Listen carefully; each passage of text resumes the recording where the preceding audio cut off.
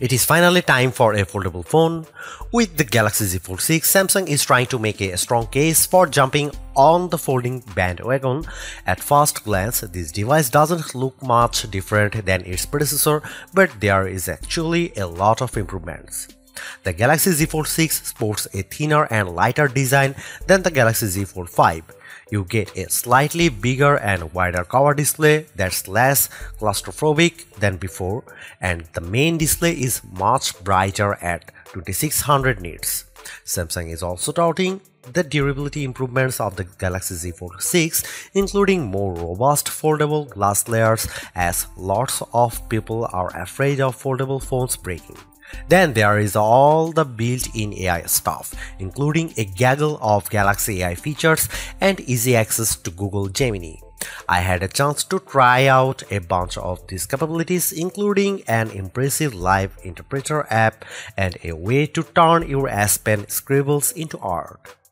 Unfortunately, Samsung is sharing $100 more for the Z Fold 6 as the phone's starting price has fallen to $1,899 US. So, is the new model worth the price hike? Here is my impression so far, along with early pros and cons for what could be the best foldable phone yet. The Galaxy Z Fold 6 is available for pre-orders now with a July 24 release date. It will be available through wireless carriers as well as retailers like Amazon, Best Buy and Samsung.com. The Galaxy Z Fold 6 starts at $1,899 US for a model with 256 GB of storage and 12 GB of RAM. That's $100 more than the Galaxy Z Fold 5's starting price.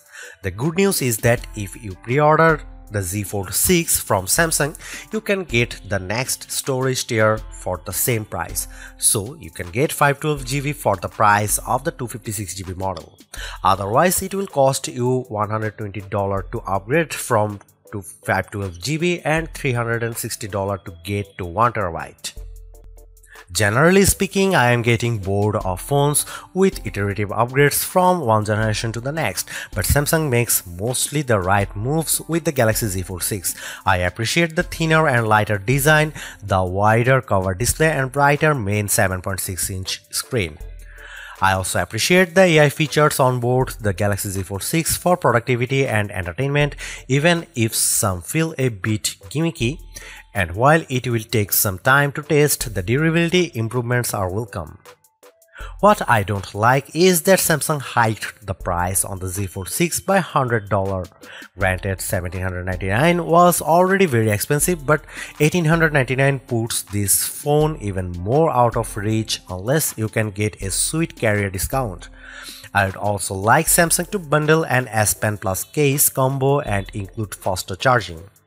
Stay tuned for my fully rated Galaxy Z Fold 6 review.